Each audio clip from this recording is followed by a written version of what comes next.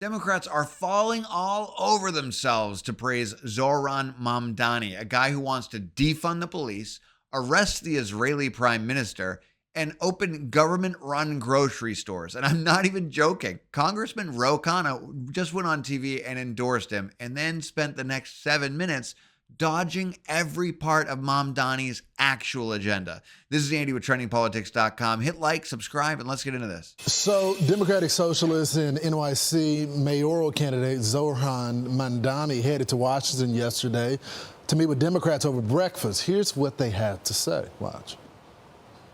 I think he's a very personable, smart young man. It's just beautiful to have someone who is so authentic. You know, that money cannot buy that. Zohran Mamdani is an incredible talent. It's hard not to be won over. You have AOC and Zohran. That's a winning combo. This guy is not a communist. He's not a socialist. He's an advocate for small c capitalism. So our next guest called him impressive. Democratic Congressman from California, Ro Khanna, joins us now to explain. So, Congressman, thanks so much for joining the show this morning. I guess the big question is, what did you make of him, and will you endorse him?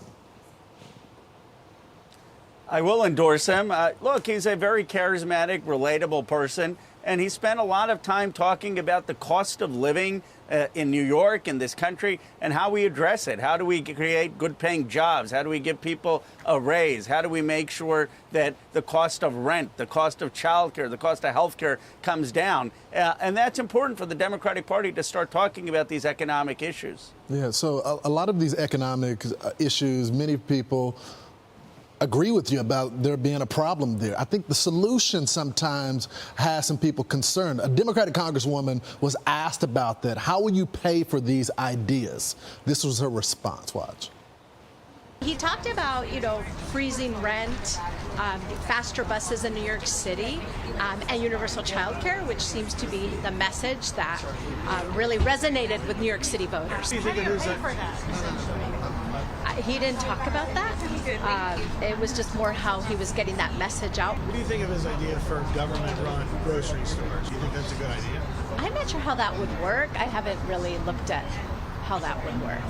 A lot of us congressmen aren't sure how it's going to work. So how do you pay for something like this? Well, I'll tell you how you pay for it. Child care, $10 a day. That's my proposal. $300 a month, universal child care in this country. That costs about $60–70 billion. And you could pay for it by not having these $3.8 trillion tax breaks over the next 10 years that are going to explode our deficits to big corporation and the wealthy. He's talking about for New York City. Well, you have federal. I could tell you how you can pay for it federally, and the way to pay for it federally is go after the Medicare Advantage fraud. Medicare Advantage is ripping off the American people, saying they're sicker than they are. That's hundreds of billions of dollars away. So I absolutely think at a federal government level, you could pay for universal child care, universal health care. Now, I mean, he's got to explain his proposals in the context of New York.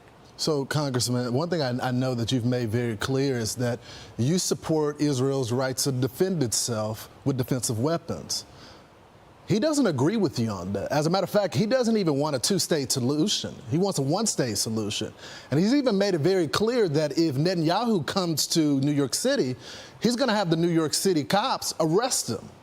So is that something you support as well?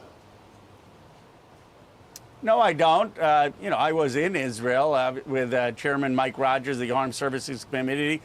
We met, obviously, with the Prime Minister. I have disagreed with Netanyahu's ongoing bombing in Gaza, but I believe in a two-state solution, a secure Israel as a Jewish democratic state, and Palestinians ultimately having self-determination in a Palestinian state without Hamas. And the vast majority of Democrats believe in that. But of course, there's room in this country for perspectives. What there's not room for is hate. And I'm glad that he's having conversations with the Jewish American community and condemning globalized intifada. Well, he didn't condemn it. He said that different people have different perspectives and he wouldn't use it, but he stands with the people that are saying globalized intifada. He's leading protests with them as well. But I want to move on. Do you stand with him when he says that he wants to defund the police? Because we've already tried that experiment and it didn't go so well for our country. I've never supported defunding the police in my district, which, by the way, has some of the safest cities in the country: Fremont, Sunnyvale, Santa Clara, Cupertino, all in the top 25 safest cities in America. We respect law enforcement. We fund law enforcement. But Mamdani's campaign, and the reason I think it's important for your viewers to understand that 90% of what he talked about was the cost of rent, the cost of childcare, the cost of groceries, and why people are upset that they don't have good wages and low costs. And that's, I think, why he won and why he will win. And all of these issues he's going to have to take a position on, but that wasn't central to his campaign. I guess, Congressman, I guess what we're having trouble with, and I think the audience would have trouble with it, is when you go down to these central issues, you agree with the problem, but it doesn't look like you agree with his solution. So how can you endorse him this morning? Well, I agree with the universal child care, and I have a bill of $10 a day universal child care. I agree that we need to build millions of new homes in this country so that we actually reduce rent. I agree that we should stop Wall Street from buying single-family homes. I agree that this Democratic Party needs to center more on working-class Americans, that we need to raise the wage, and that we need a more economically populist agenda. And so I don't agree when I endorse people with every single position, and obviously we have differences on Israel's right to exist.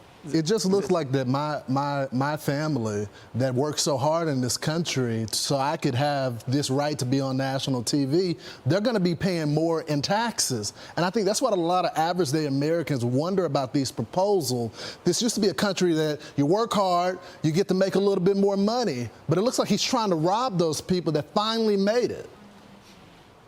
Lawrence, look, I agree with you. Look, I'm a son of immigrants. I represent the wealthiest district in the history of the world. Silicon Valley, my district, has 5 companies over $1 trillion. NVIDIA, Apple, Google, Tesla, and Broadcom. $14 trillion of value. It's producing more wealth for our nation than any place. And we've got more billionaires. And you know what I say? You can tax those billionaires so every American can have child care. You know who else says that? Steve Bannon says that. Tucker Carlson says that. This country can't survive half prosperous and half with people in decline. And we can have the free enterprise and also give people child care, health care, housing, and education. Congressman, you know what I appreciate? You never, ever go through the back door.